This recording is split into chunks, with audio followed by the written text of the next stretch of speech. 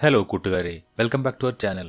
സ്നേഹത്തിനും പ്രണയത്തിനും വേണ്ടി ഒരു വൻ സാമ്രാജ്യം തന്നെ കത്തിയമർന്ന കഥ കേട്ടിട്ടുണ്ടോ? 1000 കപ്പലുകളെ കടലിലിറക്കിയ ഒരു പ്രണയം, ലോകം കണ്ടതിൽ വെച്ച് ഏറ്റവും വലിയ യുദ്ധവീരന്മാരുടെ പോരാട്ടം.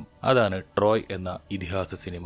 ഗ്രീക്ക് പുരാണത്തിലെ ഏറ്റവും വലിയ പോരാളിയായ അക്കിലീസിന്റെയും സ്വന്തം നാടിനു വേണ്ടി ജീവൻ കൊടുത്ത ഹെക്ടറിന്റെയും കഥ പറയുന്ന ഈ സിനിമയുടെ കഥയാണ് ഇന്ന് നമ്മൾ ഇവിടെ കാണാൻ പോകുന്നത്. പുരാതന ഗ്രീക്ക് ഇതിഹാസമായ ഹോമറിന്റെ ഇലിയഡ് എന്ന കാവ്യത്തെ അടിസ്ഥാനമാക്കി ദൃശ്യവൽക്കരിച്ചിരിക്കുന്ന ഈ ചിത്രം പ്രണയത്തിന്റെയും പ്രതികാരത്തിന്റെയും ചോരപ്പൊഴിയൊഴുകിയ ഒരു മഹായുദ്ധത്തിന്റെ കഥയാണ് പങ്കുവയ്ക്കുന്നത്. സിനിമയുടെ തുടക്കം പുരാതന ഗ്രീസിലെ തെസ്ലി എന്ന പ്രദേശത്തു നിന്നാണ്. ഗ്രീസിലെ സകല നഗരങ്ങളും സ്വന്തം കാലടിയിൽ കൊണ്ടുവരാൻ ലക്ഷ്യമിട്ട് മൈസീനിയയിലെ ക്രൂരനായ ഭരണാധികാരി അഗമനോൺ ഒരു വലിയ പടയോട്ടത്തിലാണ്. തന്റെ മുന്നേറ്റത്തിനിടയിൽ അവൻ തെസ്ലിയുടെ രാജാവായ ട്രിയോപാസിന്റെ സൈന്യത്തിന് അഭിമുഖമായി നിൽക്കുന്നു.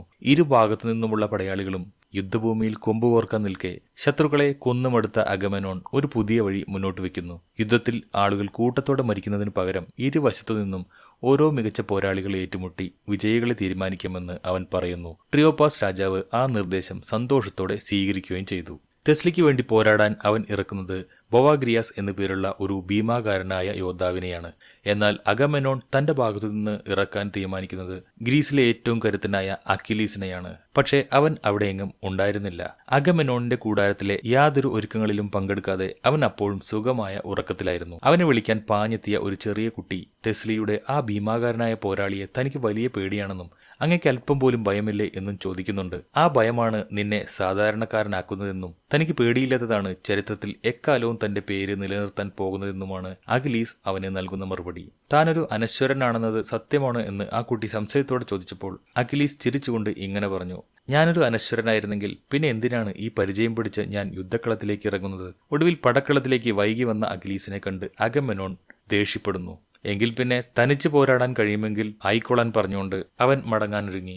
എന്നാൽ കൂടെയുണ്ടായിരുന്ന മറ്റൊരു ഉദ്യോഗസ്ഥൻ ഇടപെട്ട് അഖിലീസിന് ഈ യുദ്ധം ജയിപ്പിച്ചു കൊടുത്താൽ ആയിരക്കണക്കിന് സാധാരണ സൈനികരുടെ ജീവൻ രക്ഷിക്കാമെന്നും അവർ നാട്ടിലേക്ക് തിരിച്ചു പോകുമ്പോൾ അവന്റെ വീര്യം പാടിപ്പുകഴ്ത്തുമെന്നും ഓർമ്മിപ്പിച്ചു. അതോടെ രാജാവിനോടുള്ള ദേഷ്യം മനസ്സിലൊതുക്കി അഖിലീസ് പോരാടാനിറങ്ങി. തന്നേക്കാൾ വലിപ്പക്കുറവുള്ള അഖിലീസിനെ നിസാരമായി തകർത്ത് കളയാമെന്ന അഹങ്കാരത്തിലായിരുന്നു ബൊവാഗ്രിയാസ്. അവൻ ആദ്യം ഒരു കുന്തം വലിച്ചെറിഞ്ഞെങ്കിലും അഖിലീസ് അത് അനായാസം ഒഴിഞ്ഞുമാറി മിന്നൽ വേഗത്തിൽ മുന്നേറി. സ്വന്തം ശരീരത്തിൽ ഒരു മുറിവ് പോലും വീഴ്ത്താതെ അവൻ അതിവിദഗ്ധമായി ബൊവാഗ്രിയാസിനെ വധിച്ചുകൊണ്ട് വിജയം പിടിച്ചെടുക്കുന്നു. അതോടെ തെസ്ലി രാജാവ് അഗമെനോണിന് മുന്നിൽ പൂർണ്ണമായി അടിയറവ് പറഞ്ഞു. എന്നാൽ ഈ വലിയ വിജയത്തിന് ശേഷവും അഖിലീസിന് അഗമെനോണിനോട് ഒട്ടും ആദരവോ സ്നേഹമോ തോന്നിയിരുന്നില്ല. താൻ ഏതെങ്കിലും രാജാവിന്റെ അടിമയല്ലെന്നും സ്വന്തം പ്രശസ്തിക്കും പേരിനു വേണ്ടി മാത്രമാണ് താൻ വാളെടുക്കുന്നതെന്നും അവൻ മുഖത്തു നോക്കി വ്യക്തമാക്കി. ഇതേസമയം ഇവിടെ നിന്നും ഏറെ അകലെ ഗ്രീസിലെ മറ്റൊരു നഗരമായ സ്പാർട്ടയിൽ തികച്ചും വ്യത്യസ്തമായ ചില സംഭവങ്ങൾ നടക്കുന്നുണ്ട്. സ്പാർട്ടയും ട്രോയും തമ്മിൽ കാലങ്ങളായി നിലനിന്നിരുന്ന കൊടും ശത്രുത അവസാനിച്ചതായി പ്രഖ്യാപിച്ചുകൊണ്ട് സ്പാർട്ടൻ രാജാവായ മെനലാസ് ട്രോജൻ രാജകുമാരന്മാരുമായി ഒരു സമാധാന കരാറിൽ ഒപ്പുവയ്ക്കുകയാണ്. ഈ ചടങ്ങിനായി ട്രോയിയുടെ കിരീടാവകാശിയായ ഹെക്ടറും ഇളയ സഹോദരൻ പാരീസും സ്പാർട്ടൻ കൊട്ടാരത്തിൽ വിശിഷ്ടാതിഥികളായി എത്തി സമാധാനം ആഘോഷിക്കുന്നു. എന്നാൽ ഈ സൗഹൃദത്തിന് അധികം ആയുസ്സുണ്ടായിരുന്നില്ല. കാരണം മൂത്ത ജ്യേഷ്ഠൻ ഹെക്ടർ ഇരു രാജ്യങ്ങളും തമ്മിലുള്ള പ്രശ്നങ്ങൾ നയപരമായി പരിഹരിക്കാൻ ശ്രമിക്കുമ്പോൾ അനിയനായ പാരീസ് സ്പാർട്ടൻ രാജാവായ മെനലാസിന്റെ ഭാര്യയും ലോകത്തിലെ ഏറ്റവും സുന്ദരിയുമായ ഹെലനുമായി ഒരു രഹസ്യ പ്രണയത്തിലായിരുന്നു. ആഘോഷങ്ങളുടെ അവസാന രാത്രിയിൽ പാരീസ് ഹെലന്റെ സ്വകാര്യ മുറിയിലെത്തുകയും അവളെ നിരന്തരം ചൂഷണം ചെയ്യുന്ന മെനലാസിന്റെ കൂടെയുള്ള ആ വീർപ്പുമുട്ടുന്ന ജീവിതം ഉപേക്ഷിച്ച് തന്നോടൊപ്പം സുരക്ഷിതമായ ട്രോയിലേക്ക് വരാൻ നിർബന്ധിക്കുകയും ചെയ്യുന്നു. പാരീസിന്റെ ആ സ്നേഹവാക്കുകളിൽ പൂർണ്ണമായി വീണുപോയ ഹെലൻ ഇതിന്റെ ഗുരുതരമായ ഭവിഷ്യത്തുകളെക്കുറിച്ച് ചിന്തിക്കാതെ അവനോടൊപ്പം പോകാൻ സമ്മതം മൂളി. പിറ്റേന്ന് പ്രഭാതത്തിൽ സമാധാന ചർച്ചകൾ പൂർത്തിയാക്കി ഹെക്ടറും പാരീസും കപ്പൽ മാർഗം ട്രോയിലേക്ക് മടങ്ങുന്ന യാത്രാമധ്യേയാണ് താൻ ചെയ്ത വലിയ അബദ്ധത്തെക്കുറിച്ച് പാരീസ് ജ്യേഷ്ഠനോട് തുറന്നു പറയുന്നത്. ആരും കാണാതെ ഹെലനെ കപ്പലിന്റെ അടിത്തട്ടിൽ ഒളിപ്പിച്ചിട്ടുണ്ടെന്ന സത്യം മനസ്സിലാക്കിയ ഹെക്ടർ കടുത്ത ദേഷ്യത്തിലും ആശങ്കയിലുമായി. അനിയന്റെ ഈ മണ്ടത്തരം സ്പാർട്ടയുമായി കഷ്ടപ്പെട്ടുണ്ടാക്കിയെടുത്ത സമാധാനം പൂർണ്ണമായി തകർക്കുമെന്നും അത് തങ്ങളുടെ രാജ്യമായ ട്രോയുടെ സർവനാശത്തിന് ഇടയാക്കുമെന്നും അവനറിയാമായിരുന്നു. ഈ വലിയ യുദ്ധം എങ്ങനെയെങ്കിലും ഒഴിവാക്കാൻ കപ്പൽ തിരിച്ചുവിട്ട് ഹെലനെ ഉടൻ സ്പാർട്ടയിൽ തിരിച്ചെത്തിക്കണമെന്ന് ഹെക്ടർ കൽപ്പിച്ചെങ്കിലും അവളെ തിരികെ അയച്ചാൽ താൻ അവളുടെ പിന്നാലെ പോകുമെന്നും മെനലാസ് തന്നെ അവിടെ വെച്ച് കൊല്ലുമെന്നും പാരീസ് വിറച്ചുകൊണ്ട് പറഞ്ഞു. അവൾക്ക് വേണ്ടി താൻ യുദ്ധം ചെയ്യുമെന്നും പാരീസ് പറയുന്നുണ്ട്. എന്നാൽ നീ ഇതിനു മുമ്പ് ഏതെങ്കിലും യുദ്ധം ചെയ്തിട്ടുണ്ടോ എന്നും നീ ആരെങ്കിലും കൊന്നിട്ടുണ്ടോ എന്നും ഹെക്ടർ ചോദിക്കുന്നു. ഇല്ല എന്നായിരുന്നു പാരീസിന്റെ മറുപടി. ഒടുവിൽ അനിയനോടുള്ള സ്നേഹവും അവനെ മരണത്തിലേക്ക് തള്ളിയിടാനുള്ള മടിയും കാരണം ഹെക്ടർ ആ കപ്പൽ ട്രോയിലേക്ക് തന്നെ മുന്നോട്ട് വിടാൻ തീരുമാനിച്ചു.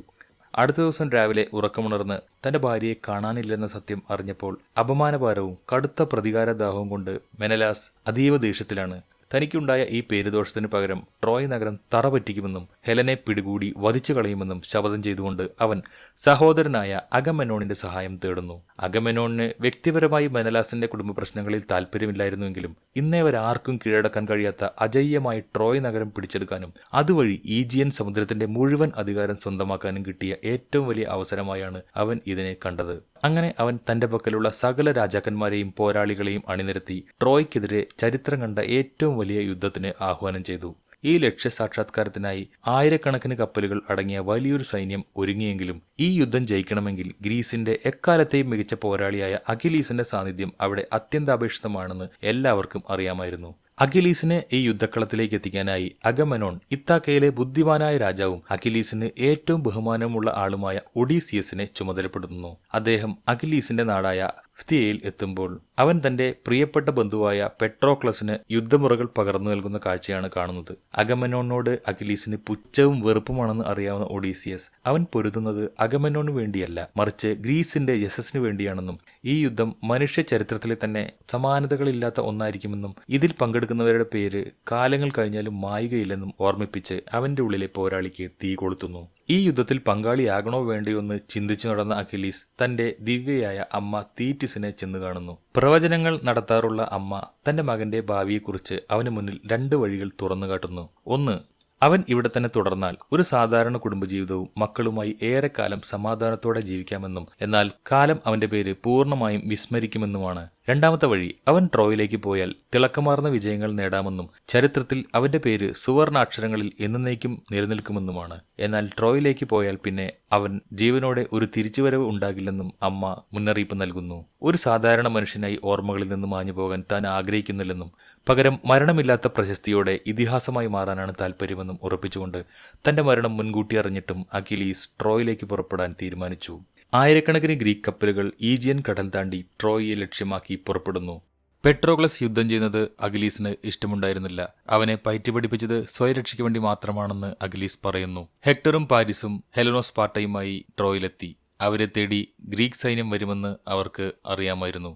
അവരെ നേരിടാൻ ട്രോയ് സൈന്യം തയ്യാറെടുത്തു നിന്നു. യുദ്ധത്തിന് ശത്രുവിനുമേലുള്ള ആദ്യ പ്രഹരം തന്റേത് മാത്രമായിരിക്കണമെന്ന് ആഗ്രഹിച്ച അഖിലീസും അവന്റെ വിശ്വസ്തരായ മിർമിഡോൺ പടയാളികളും മറ്റെല്ലാ കപ്പലുകളെയും പിന്തള്ളി അതിവേഗം കുതിച്ച് ട്രോയുടെ മണൽത്തരികളിൽ ആദ്യമായി കാലൂത്തി. ട്രോയുടെ കടൽ തീരത്ത് കാവൽ നിൽക്കുകയായിരുന്ന ട്രോജൻ സൈന്യം ഗ്രീക്കുകാരുടെ ഈ മിന്നൽ കടന്നുകയറ്റം കണ്ട് അമ്പരന്നുപോയി. ഉടൻ തന്നെ ഹെക്ടർ രാജകുമാരന്റെ നേതൃത്വത്തിലുള്ള ശക്തമായ കുതിരപ്പട അവരെ നേരിടാൻ പാഞ്ഞെത്തി. എന്നാൽ കപ്പലിൽ നിന്ന് ആദ്യം ചാടിയിറങ്ങിയ അഖിലീസും സംഘവും വൻമതിൽ തീർത്ത് ശത്രുക്കളുടെ അമ്പുമഴയെ പ്രതിരോധിക്കുകയും അവർക്കുമേൽ അതിശക്തമായി തിരിച്ചടിക്കുകയും ചെയ്തു. അഖിലീസിന്റെ വാളിനാൽ നിരവധി ട്രോജൻ പടയാളികൾ നിലംപതിച്ചു.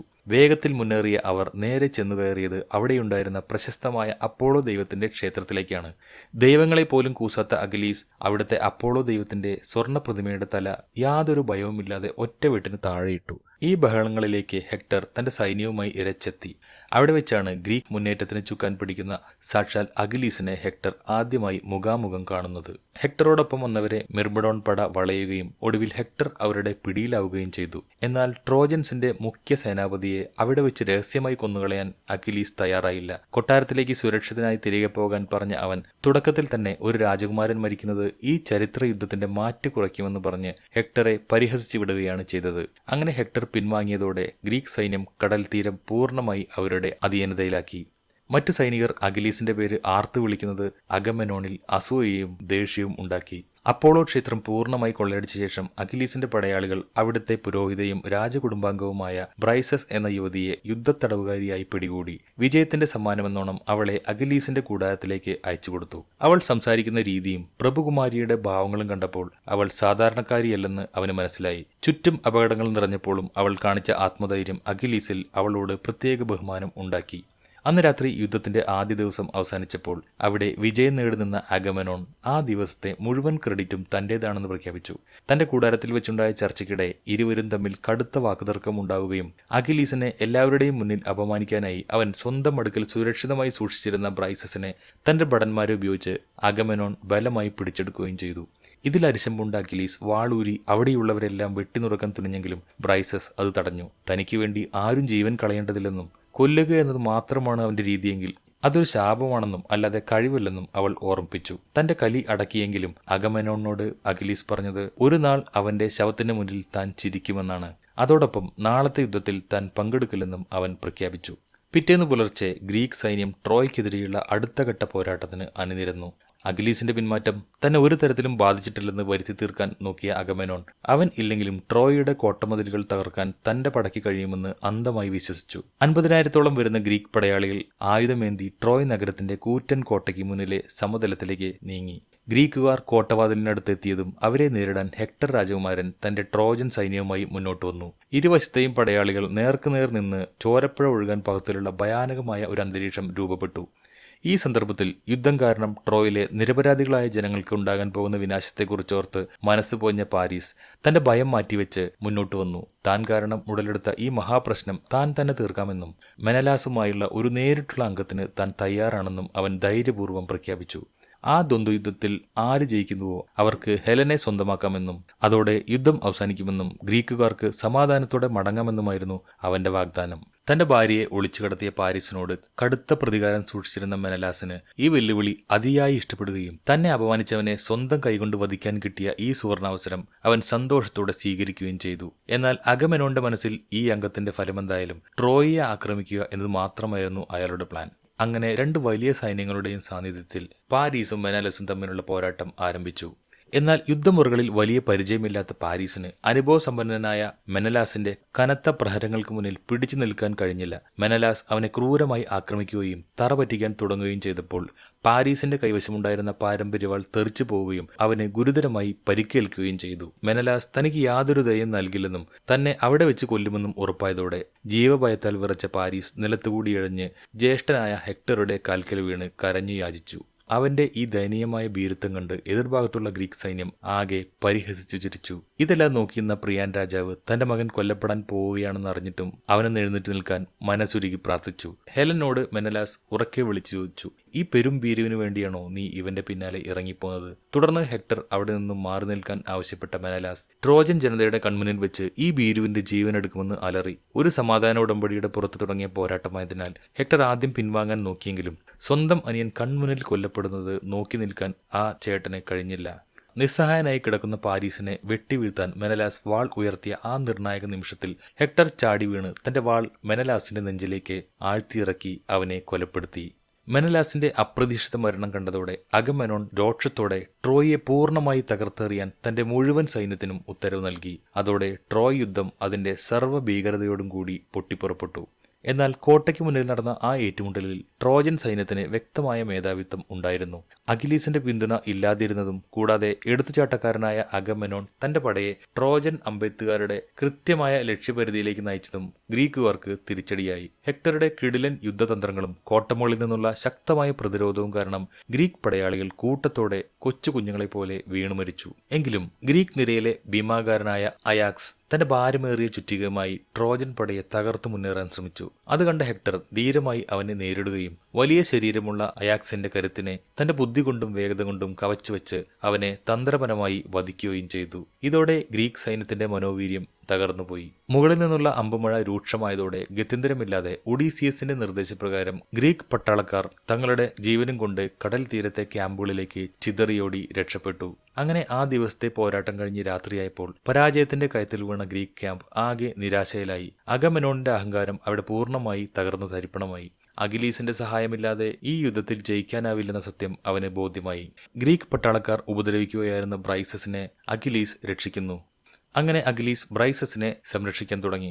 അവളെ കൂടുതൽ മനസ്സിലാക്കിയപ്പോൾ അവളോടുള്ള പ്രണയവും അവളുടെ ധൈര്യത്തോടുള്ള ആദരവും ട്രോജൻസിനോടുള്ള അവന്റെ പകയെ പതുക്കെ അലിയിച്ചു കളഞ്ഞു. അതിനാൽ ഇനിയും രക്തച്ചൊരിച്ചിലിന് നിൽക്കാതെയും അഗമെനോണിന്റെ ആജ്ഞകൾ അനുസരിക്കാതെയും അവളെയും കൂട്ടി സ്വന്തം നാട്ടിലേക്ക് ശാന്തമായി മടങ്ങാൻ അവൻ തീരുമാനിച്ചു. അങ്ങനെ അടുത്ത ദിവസം രാവിലെ തന്റെ ബന്ധുവായ പെട്രോക്ലസിനെയും മിർമിഡോൺ പടയെയും കൂട്ടി നാട്ടിലേക്ക് കപ്പൽ കയറാൻ അവൻ ഒരുക്കം കൂട്ടി. മറുവശത്ത് ട്രോജൻ കൊട്ടാരത്തിൽ മറ്റൊരു നീക്കം നടക്കുകയായിരുന്നു. ആദ്യ ദിവസത്തെ വിജയത്തിന് ശേഷം ഹെക്ടർ സമാധാനമാണ് ആഗ്രഹിച്ചതെങ്കിലും അവിടുത്തെ പുരോഹിതന്മാർ ദൈവങ്ങൾ തങ്ങളുടെ കൂടെയുണ്ടെന്ന് വിശ്വസിച്ച് ഗ്രീക്കുകാരുടെ ക്യാമ്പിൽ രാത്രി ആക്രമണം നടത്താൻ രാജാവിനെ നിർബന്ധിച്ചു. കഴിഞ്ഞ യുദ്ധത്തിൽ അഖിലീസിന്റെ അസാന്നിധ്യം ശ്രദ്ധിച്ച ഹെക്ടർ അത് എതിർത്തു. ഗ്രീക്ക് നിരയിൽ എന്തോ ഭിന്നതയുണ്ടെന്നും ഇപ്പോൾ ആക്രമിച്ചാൽ അത് അവരെ വീണ്ടും ഒന്നിപ്പിക്കാൻ മാത്രമേ ഉപകരിക്കൂ എന്നും അവൻ മുന്നറിയിപ്പ് നൽകി. എന്നാൽ രാജാവായ പ്രിയാം പുരോഹിതന്മാരുടെ വാക്കുകേട്ട് ആക്രമണത്തിന് ഉത്തരവിട്ടു. പിറ്റേന്ന് പുലർച്ചെ ഗ്രീക്ക് ക്യാമ്പ് ലക്ഷ്യമാക്കി അവർ തീപ്പന്ത ഉരുളകൾ വർഷിച്ചപ്പോൾ കപ്പലുകളും കൂടാരങ്ങളും തീപിടിക്കുകയും ഗ്രീക്ക് പട ആശയക്കുഴപ്പത്തിൽ ഓടുകയും ചെയ്തു. ഗ്രീക്കുകാർ ഇങ്ങനെ ദയനീയമായി മരിക്കുന്നത് കണ്ടു നിൽക്കാൻ അഖിലീസിന്റെ പ്രിയപ്പെട്ട ബന്ധുവായ പെട്രോക്ലസിന് കഴിഞ്ഞില്ല. അവരെ ഈ നാശത്തിൽ നിന്ന് രക്ഷിക്കാൻ ഉറച്ച് അവൻ അഖിലീസ് ഉറങ്ങിക്കിടക്കുമ്പോൾ രഹസ്യമായി കൂടാരത്തിൽ കയറി എല്ലാവർക്കും പരിചിതമായ അവന്റെ കറുത്ത കവചവും ഹെൽമറ്റും ധരിച്ച് പുറത്തിറങ്ങി. ദൂരെ നിന്ന് നോക്കിയാൽ അവൻ സാക്ഷാൽ അഖിലീസ് തന്നെയാണെന്ന് ആരും തെറ്റിദ്ധരിച്ചു പോകും. തങ്ങളുടെ പ്രിയപ്പെട്ട പോരാളി യുദ്ധക്കളത്തിലേക്ക് തിരിച്ചെത്തിയെന്ന് കരുതി ആവേശഭരിതരായ മിർമിഡോൺ സൈന്യവും മറ്റ് ഗ്രീക്കുകാരും ട്രോജൻ പടയ്ക്കുമേൽ ശക്തമായി തിരിച്ചടിച്ചു. ഈ മുന്നേറ്റം കണ്ട ഹെക്ടർ ആ ശക്തനായ യോദ്ധാവിനെ നേരിടാൻ നേരിട്ട് മുന്നോട്ട് വരികയും അവർ തമ്മിൽ കടുത്ത പോരാട്ടം നടക്കുകയും ചെയ്തു. എന്നാൽ യഥാർത്ഥ അഖിലീസിന്റെ അമാനുഷിക വേഗതയും കരുത്തും ഒരു കൗമാരക്കാരനായ പെട്രോക്ലസിനെ ഉണ്ടായിരുന്നില്ല. കുറഞ്ഞ സമയത്തെ പോരാട്ടത്തിനൊടുവിൽ ഹെക്ടർ അവനെ മാരകമായി വെട്ടിവീഴ്ത്തി. ശ്വാസമെടുക്കാൻ പോലും ബുദ്ധിമുട്ടി രക്തത്തിൽ കുതിർന്നു കിടന്ന പെട്രോക്ലസിന്റെ ഹെൽമറ്റ് സംശയത്തോടെ ഹെക്ടർ ഊരിമാറ്റി. ആ മുഖം കണ്ടപ്പോൾ ഹെക്ടർ ഞെട്ടിപ്പോയി. താൻ കൊന്നത് അഖിലീസിനെ അല്ലെന്നും മറിച്ച് അവൻ ജീവന് പോലെ സ്നേഹിക്കുന്ന പ്രിയപ്പെട്ട ബന്ധുവിനെയാണെന്നും അവൻ തിരിച്ചറിഞ്ഞു. ഒരു കുട്ടിയെയാണ് താൻ കൊന്നതെന്നും ഇതിന്റെ ഭവിഷ്യത്ത് എത്രത്തോളം ഭീകരമായിരിക്കുമെന്നും സമാധാനത്തോടെ മടങ്ങാൻ നിന്ന യഥാർത്ഥ അഖിലീസ് ഇനിയൊരു മൃഗത്തെ പോലെ പ്രതികാരവുമായി വരുമെന്നും ഹെക്ടറിന് മനസ്സിലായി. എങ്കിലും ആ യുവാവിനോടുള്ള ബഹുമാനാർത്ഥം ഹെക്ടർ അന്നത്തെ യുദ്ധം നിർത്തിവെക്കാൻ ഉത്തരവിടുകയും അവന്റെ ശരീരം യാതൊരു അപമാനവുമില്ലാതെ ഗ്രീക്കുകാർക്ക് വിട്ടുകൊടുക്കുകയും ചെയ്തു. ഇതൊന്നും അറിയാതെ കൂടാരത്തിൽ നിന്നിറങ്ങിയ അഖിലീസ് തന്റെ വിലക്ക് ലംഘിച്ച് മിർമിഡോൺസ് യുദ്ധത്തിന് പോയതറിഞ്ഞ് ആശങ്കപ്പെട്ടു. എന്നാൽ സങ്കടത്തോടെ വന്ന കൂട്ടുകാർ നടന്ന സംഭവങ്ങൾ വിവരിച്ചപ്പോൾ അവർ പങ്കെടുത്തത് അഖിലീസിന്റെ നിർദ്ദേശപ്രകാരമാണെന്ന് കരുതിയാണെന്നത് വ്യക്തമായി. കാര്യം ഗ്രഹിച്ച അഖിലീസ് വലിയ ഭയത്തോടെ പെട്രോക്ലസ് എവിടെയെന്ന് ചോദിച്ചു. ജീവനറ്റ അവന്റെ ശരീരം മുന്നിൽ വെച്ചപ്പോൾ അഖിലീസ് മാനസികമായി തകർന്നുപോയി. ആ വലിയ ദുഃഖം നിമിഷനേരം കൊണ്ട് കടുത്ത ക്രൂരമായ ദേഷ്യമായി മാറുകയും ഹെക്ടറെ എന്ത് വില കൊടുത്തും കൊലപ്പെടുത്തുക എന്ന ഒറ്റ ലക്ഷ്യത്തിലേക്ക് അവൻ ചുരുങ്ങുകയും ചെയ്തു. അഖിലീസ് ചിതയൊരുക്കുന്നത് കണ്ട അഗമെനോൺ അതിൽ വലിയ സന്തോഷം കണ്ടെത്തി. ആ പയ്യന്റെ മരണം തങ്ങൾക്ക് യുദ്ധം തിരിച്ചുപിടിക്കാൻ കാരണമായെന്ന് അവൻ പറഞ്ഞു. ഉറക്കമില്ലാത്ത ആ രാത്രിക്ക് ശേഷം പിറ്റേന്ന് രാവിലെ തന്റെ ആയുധങ്ങളും കവചങ്ങളും അണിഞ്ഞ് അഖിലീസ് ഒറ്റയ്ക്ക് രഥത്തിൽ ട്രോജൻ കോട്ട ലക്ഷ്യമാക്കി കുതിച്ചു പായുന്നു. ട്രോയുടെ കൂറ്റൻ കോട്ടമതിലിന് മുന്നിലെത്തിയ അവൻ ഹെക്ടറുടെ പേരെടുത്ത് വിളിച്ച് ഭ്രാന്തമായി അലറി വിളിച്ചു. ആ ഭയങ്കരമായ അലർച്ച കൊട്ടാരത്തിനുള്ളിൽ വരെ പ്രതിധ്വനിച്ചു. അഖിലീസിനെ തോൽപ്പിക്കാൻ കഴിയില്ലെന്നും ഇത് തന്റെ ജീവിതത്തിലെ അവസാന അംഗമായിരിക്കുമെന്നും ഹെക്ടറിന് കൃത്യമായ ബോധമുണ്ടായിരുന്നു. അവൻ തന്റെ പ്രിയപ്പെട്ട ഭാര്യ ആൻഡ്രോമാക്കിയെ ചേർത്ത് പിടിച്ച് യാത്രാമൊഴി പറഞ്ഞു. താൻ മരിച്ചാൽ ട്രോയ് വീഴുമെന്ന് ഉറപ്പായതിനാൽ ശത്രുക്കളുടെ കയ്യിൽപ്പെടാതെ കുഞ്ഞുമായി രക്ഷപ്പെടാനായി കൊട്ടാരത്തിന് താഴെയുള്ള പഴയ രഹസ്യ തുരങ്കം അവൻ അവൾക്ക് കാണിച്ചു കൊടുത്തു. തുടർന്ന് അച്ഛൻ പ്രിയാമിന്റെ അനുഗ്രഹവും വാങ്ങി സ്വന്തം ജനങ്ങളെയും കുടുംബത്തെയും അവസാനമായി നോക്കിക്കണ്ട് ഒരു ധീര പോരാളിയുടെ കരുത്തോടെ ഹെക്ടർ കോട്ടവാതിൽ തുറന്ന് പുറത്തേക്ക് പടക്കളത്തിലേക്ക് ഇറങ്ങി. കോട്ടമുകളിൽ നിന്ന് എല്ലാവരും ഈ രംഗം നെഞ്ചിടിപ്പോടെ നോക്കി നിന്നു. ആര് ജയിച്ചാലും തോൽക്കുന്ന ആളുടെ ശരീരം ആദരവോടെ സംസ്കരിക്കാൻ വിട്ടുനൽകണമെന്ന് ഹെക്ടർ ആവശ്യപ്പെട്ടെങ്കിലും അഖിലീസ് അത് പുച്ഛിച്ചു തള്ളി. ഒരു സിംഹവും അതിന്റെ ഇരയായ മനുഷ്യനും തമ്മിൽ എന്ത് കരാറെന്ന് അവൻ പരിഹസിച്ചു. അങ്ങനെ ആ ചരിത്രപരമായ ദ്വന്ദ്വയുദ്ധം കോട്ടയ്ക്ക് മുന്നിൽ ആരംഭിച്ചു. തുടക്കത്തിൽ ഹെക്ടർ തന്റെ പരിചയം ഉപയോഗിച്ച് അഖിലീസിന്റെ കനത്ത ആക്രമണങ്ങളെ ചെറുക്കാൻ നോക്കിയെങ്കിലും അഖിലീസിന്റെ അമാനുഷിക വേഗതയ്ക്കും ശക്തമായ പ്രഹരങ്ങൾക്കും മുന്നിൽ അവന് അധിക നേരം പിടിച്ചു നിൽക്കാനായില്ല. ഒരു ഘട്ടത്തിൽ കല്ലിൽ തടഞ്ഞ് ഹെക്ടർ താഴെ വീണപ്പോൾ നിഷ്പ്രയാസം അവനെ വധിക്കാൻ അഖിലീസിന് അവസരം ലഭിച്ചെങ്കിലും അവൻ അത് ഉപയോഗിച്ചില്ല. അത് കരുണ കൊണ്ടല്ല, മറിച്ച് ചരിത്രം ഈ കഥ പറയുമ്പോൾ കല്ലിൽ തട്ടി വീണതുകൊണ്ടാണ് ഹെക്ടർ തോറ്റതെന്ന് ആളുകൾ പറയാതിരിക്കാൻ വേണ്ടിയായിരുന്നു അത്. എഴുന്നേറ്റ് നിന്ന ഹെക്ടറെ വീണ്ടും ആക്രമിച്ച അഖിലീസ് അവന്റെ തോളിലേക്ക് കുന്തം തുളച്ചു കയറ്റി. തുടർന്ന് ഹെക്ടറുടെ നെഞ്ചിലേക്ക് വാൾ ഓങ്ങിയിറക്കി അവൻ ആ ജീവനെടുക്കുന്നു. അഖിലീസിന്റെ പ്രതികാരദാഹം അവിടെയും അടങ്ങിയില്ല. യാതൊരുവിധ മര്യാദയും കാണിക്കാതെ ഹെക്ടറുടെ മൃതദേഹം കാലുകളിൽ കയറുകെട്ടി തന്റെ രഥത്തിന് പിന്നിൽ വലിച്ചു കെട്ടി കുതിരയെ പായിച്ച് കല്ലും മുള്ളും നിറഞ്ഞ മണ്ണിലൂടെ വലിച്ച് അങ്ങേയറ്റം അപമാനകരമായ രീതിയിൽ അവൻ ഗ്രീക്ക് ക്യാമ്പിലേക്ക് കൊണ്ടുപോന്നു. പെട്രോക്ലസിനെ കൊന്നവനോടുള്ള പക തീർന്നെങ്കിലും അഖിലീസിന്റെ മനസ്സിലെ ശൂന്യതയും വേദനയും മാറിയിരുന്നില്ല. അന്ന് രാത്രി ഗ്രീക്ക് ക്യാമ്പ് ഉറങ്ങിക്കിടക്കുമ്പോൾ തലയും മുഖവും പൂർണ്ണമായി മറച്ച് പ്രിയാം രാജാവ് രഹസ്യമായി അഖിലീസിന്റെ കൂടാരത്തിലേക്ക് കടന്നുവന്നു. ആദ്യം ആരാണെന്ന് മനസ്സിലാകാതിരുന്നെങ്കിലും പ്രിയാം മുട്ടുകുത്തി തന്റെ കൈകളിൽ ചുംബിച്ച് തന്റെ മകനെ കൊന്നവന്റെ കൈ മുത്തേണ്ടി വരുന്ന ഒരു നിസ്സഹായനായ അച്ഛനാണ് താനാണെന്ന് പറഞ്ഞപ്പോൾ അഖിലീസിന് കാര്യം പിടികിട്ടി. മരിക്കാൻ പേടിയില്ല എന്ന് അഖിലീസ് ചോദിച്ചപ്പോൾ പ്രിയപ്പെട്ട മകൻ നഷ്ടപ്പെട്ട തനിക്ക് ഇനി നഷ്ടപ്പെടാൻ ഒന്നുമില്ലെന്നായിരുന്നു അദ്ദേഹത്തിന്റെ മറുപടി. ഒരു അച്ഛന്റെ ആ വലിയ സങ്കടം കണ്ട അഖിലീസിന്റെ കല്ലുപോലത്തെ മനസ്സ് അലിഞ്ഞുപോയി. തന്റെ കൊലപാതകങ്ങളുടെ നിരർത്ഥകത മനസ്സിലാക്കിയ അവൻ ഹെക്ടറുടെ ശരീരം ആദരവോടെ തിരികെ നൽകാൻ സമ്മതിക്കുകയും രാജകീയ സംസ്കാര ചടങ്ങുകൾക്കായി 12 ദിവസത്തേക്ക് ഗ്രീക്ക് സൈന്യം ട്രോയിയെ ആക്രമിക്കില്ലെന്ന് ഉറപ്പു നൽകുകയും ചെയ്തു. ഒപ്പം ബ്രൈസസിനെ യാതൊരു ഉപദ്രവമില്ലാതെ പ്രിയാമിനോടൊപ്പം സുരക്ഷിതമായി കൊട്ടാരത്തിലേക്ക് അയക്കുകയും ചെയ്തു. ഹെക്ടറുടെ മരണത്തോടെ ട്രോയ് നഗരം മുഴുവൻ തീരാത്ത ദുഃഖത്തിലാവുകയും ആ 12 ദിവസത്തെ സമാധാനകാലത്ത് കൊട്ടാരത്തിൽ സംസ്കാര ചടങ്ങുകൾ നടക്കുകയും ചെയ്തു. മറുവശത്ത് ഗ്രീക്ക് ക്യാമ്പിൽ തന്റെ അധികാരക്കുതിക്ക് വെല്ലുവിളിയായ അഖിലീസിന്റെ ഈ നടപടിയിൽ അഗമെനോൺ കടുത്ത അമർഷത്തിലായിരുന്നു. സർവ്വസൈന്യാധിപനായ തന്റെ അനുമതിയില്ലാതെ ശത്രുവിന് ഇത്രയും ദിവസത്തെ വഴിവിട്ട സമയം നൽകിയത് അവന് ഒട്ടും പിടിച്ചില്ല. ഇതേസമയം ബുദ്ധിമാനായ ഒഡീസിയസ് ട്രോയിയുടെ തകർക്കാൻ പറ്റാത്ത ആ വൻമതിലുകൾ എങ്ങനെ വീഴ്ത്താമെന്ന ആലോചനയിലായിരുന്നു. ഒരു ദിവസം ഗ്രീക്ക് പടയാളി തന്റെ കുട്ടിക്ക് കളിക്കാനായി തടിയിൽ ഒരു കുതിര രൂപം ഉണ്ടാക്കുന്നത് കണ്ടപ്പോഴാണ് ഒഡീസിയസിന്റെ മനസ്സിൽ ചരിത്രം മാറ്റിയെഴുതിയ ആ മാസ്റ്റർ പ്ലാൻ തെളിഞ്ഞു വന്നത്. അവൻ ഉടൻ തന്നെ അഗമെനോണിനെ കണ്ട് ട്രോയെ വീഴ്ത്താനുള്ള ട്രോജൻ ഹോഴ്സ് പദ്ധതി അവതരിപ്പിച്ചു. തടിയിൽ ഭീമാകാരമായ ഒരു കുതിരയെ നിർമ്മിച്ച് അതിനുള്ളിൽ ഗ്രീസിലെ ഏറ്റവും മികച്ച പോരാളികളെ ആരും കാണാതെ ഒളിപ്പിച്ചു വെക്കുക എന്നതായിരുന്നു ആ പദ്ധതി. അതനുസരിച്ച് ഗ്രീക്കുകാർ തങ്ങളുടെ കപ്പലുകളെല്ലാം അടുത്തുള്ള ഒരു ദ്വീപിന് പിന്നിലേക്ക് മാറ്റി നിർത്തി. തങ്ങൾ പരാജയം സംബന്ധിച്ച് കളം വിട്ടു എന്ന് ട്രോജൻകാരെ വിശ്വസിപ്പിക്കുകയായിരുന്നു അവരുടെ ലക്ഷ്യം. 12-ാം ദിവസം രാവിലെ യുദ്ധം കഴിഞ്ഞെന്ന് കരുതി ആഹ്ലാദത്തോടെ പുറത്തിറങ്ങിയ ട്രോജൻ സൈനികർ കണ്ടത് വിജനമായ കടൽ തീരവും പ്ലേഗ് ബാധിച്ച് മരിച്ചതുപോലെ ചില ശവശരീരങ്ങളും പിന്നെ അവിടെ ഉപേക്ഷിക്കപ്പെട്ട നിലയിലുള്ള ഭീമൻ തടിക്കുതിരയുമാണ്. ഗ്രീക്കുകാർക്ക് പ്ലേഗ് ബാധിച്ചതുകൊണ്ട് ജീവൻ രക്ഷിക്കാൻ കടൽ ദൈവമായ പൊസൈഡനുള്ള വഴിപാടായി വെച്ചതാണ് ഈ കുതിരയെന്നും ഇത് കൊട്ടാരത്തിനുള്ളിൽ എത്തിച്ചാൽ അപ്പോളോ ദൈവത്തിന്റെ അനുഗ്രഹം നഗരത്തിന് ലഭിക്കുമെന്നും അവിടുത്തെ പുരോഹിതന്മാർ രാജാവിനെ വിശ്വസിപ്പിച്ചു. പാരീസ് ഇതിനെ ശക്തമായി എതിർത്തുവെങ്കിലും അന്ധവിശ്വാസിയായ പ്രിയാം അത് കൂട്ടാക്കിയില്ല. ആ തടിക്കുതിരയെ വടം കെട്ടി അവരുടെ അജയ്യമായ കോട്ടയ്ക്കുള്ളിലേക്ക് വലിച്ചു കയറ്റാൻ അദ്ദേഹം ഉത്തരവിട്ടു. അന്ന് രാത്രി ട്രോയ് നഗരം മുഴുവൻ യുദ്ധം ജയിച്ച സന്തോഷത്തിൽ മദ്യപാനത്തിലും ആഘോഷങ്ങളിലും മുഴുകി.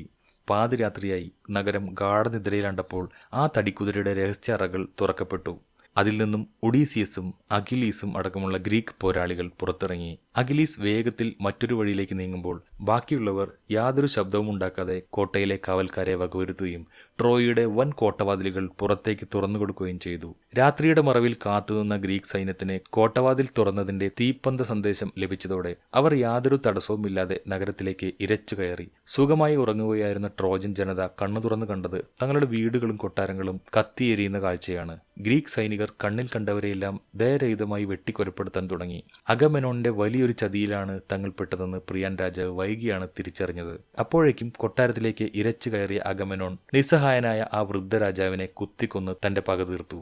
ഇതെല്ലാം നടക്കുമ്പോൾ അഖിലീസ് തന്റെ പ്രിയപ്പെട്ട ബ്രൈസസിനെ രക്ഷിക്കാനായി അവളെയും തേടി നടക്കുകയായിരുന്നു. കൊട്ടാരത്തിനുള്ളിൽ പാരീസ് ഹെലനെയും ആൻഡ്രോമക്കിനെയും കൂട്ടി ഹെക്ടർ കാണിച്ചു കൊടുത്ത രഹസ്യ തുരങ്കത്തിലൂടെ സാധ്യമായവരെ എല്ലാം കൂട്ടി രക്ഷപ്പെടാൻ ശ്രമിക്കുകയായിരുന്നു. കൊട്ടാരത്തിന്റെ ഒരു ഭാഗത്ത് വെച്ച് അഗമെനോൺ ബ്രൈസസിനെ പിടികൂടുകയും ട്രോയ് കീഴടക്കിയെന്ന അഹങ്കാരത്തിൽ മതിമറന്ന് സ്വന്തം സുരക്ഷ മറക്കുകയും ചെയ്തു. എന്നാൽ ഒട്ടും കൂസാത്ത ധീരയായ ബ്രൈസസ് തന്റെ കയ്യിൽ കരുതിയിരുന്ന ചെറിയ കത്തികൊണ്ട് അഗമെനോന്റെ കഴുത്തിലേക്ക് ആഴ്ത്തിയിറക്കി. ഗ്രീക്ക് രാജാവിനെ കൊലപ്പെടുത്തിയ അവളെ പടയാളികൾ ആക്രമിക്കാൻ തുനിഞ്ഞപ്പോൾ കൃത്യസമയത്ത് അവിടെ എത്തിയ അഖിലീസ് അവരെ മുഴുവൻ തന്റെ വാളാൽ വെട്ടിവീഴ്ത്തുന്നു. എന്നാൽ ഈ സമയം ബ്രൈസസിനെ അന്വേഷിച്ചെത്തിയ പാരീസ് അഖിലീസ് അവളെ ഉപദ്രവിക്കുകയാണെന്ന് തെറ്റിദ്ധരിച്ച് ജ്യേഷ്ഠനെ കൊന്നവനോടുള്ള കടുത്ത പകയോടെ വില്ലെടുത്ത് അഖിലീസിന് നേരെ അമ്പെയ്തു. അഖിലീസിന്റെ ഏറ്റവും ദുർബലമായ ഭാഗമാണ് അഖിലീസിന്റെ ഹീൽ. ആദ്യ അമ്പ് വന്നു തറച്ചത് അഖിലീസിന്റെ ആ കുതികാലിൽ തന്നെയായിരുന്നു. മുറിവിന്റെ വേദനയോടെ വാളുമായി പാരീസിന് നേരെ കുതിച്ച അവന് നേരെ അവൻ വീണ്ടും അമ്പുകൾ തൊടുത്തു. ബ്രൈസസ് കരഞ്ഞുകൊണ്ട് അമ്പെയ്യരുതെന്ന് പറയുന്നുണ്ടെങ്കിലും ആ ബഹളത്തിനിടയിൽ പാരീസ് അത് കേൾക്കുന്നില്ലായിരുന്നു. തുടർച്ചയായ അമ്പുകളേറ്റ് ഒടുവിൽ അഖിലീസ് നിലത്ത് വീണു. മാരകമായി പരിക്കേറ്റ അവൻ ബ്രൈസസിനെ അരികിലേക്ക് പിടിച്ച് തന്റെ ജീവിതകാലം മുഴുവൻ നീണ്ട യുദ്ധങ്ങൾക്കിടയിൽ അവൾ തനിക്ക് സമാധാനം തന്നുവെന്ന് പറയുന്നു. തുടർന്ന് അവളെ പാരീസിന്റെ കൂടെ രക്ഷപ്പെടാൻ പറഞ്ഞയച്ചുകൊണ്ട് ലോകം കണ്ട ആ മഹാപോരാളി കത്തുന്ന ട്രോയിയുടെ മണ്ണിൽ ജീവനറ്റ് വീഴുന്നു. പാരീസും ബ്രൈസസും ആ രഹസ്യ തുരങ്കത്തിലൂടെ സുരക്ഷിതമായി രക്ഷപ്പെട്ടു. ട്രോയ് യുദ്ധം പൂർണ്ണമായി അവസാനിച്ച ശേഷം ഒഡീസിയസ് സങ്കടത്തോടെ അഖിലീസിന്റെ ശരീരത്തിന് വലിയൊരു ചിതയൊരുക്കി ദഹിപ്പിച്ചു. ദൂരെ സുരക്ഷിത സ്ഥാനത്തേക്ക് പോകുന്ന വഴി ബ്രൈസസ് ആ ചിതയിൽ നിന്നുള്ള പുക ഉയരുന്നത് നോക്കി നിൽക്കുന്നുണ്ടായിരുന്നു. വരാൻ പോകുന്ന തലമുറകൾ ഈ യുദ്ധത്തെക്കുറിച്ച് കഥ പറയുമ്പോൾ തങ്ങൾ ഹെക്ടറുടെയും അഖിലീസിന്റെയും കാലഘട്ടത്തിലാണ് ജീവിച്ചിരുന്നതെന്ന് അഭിമാനത്തോടെ പറയട്ടെ എന്ന ഒഡീസിയസിന്റെ വാക്കുകളോടെ ഈ ഇതിഹാസ കഥ പൂർണ്ണമാകുന്നു.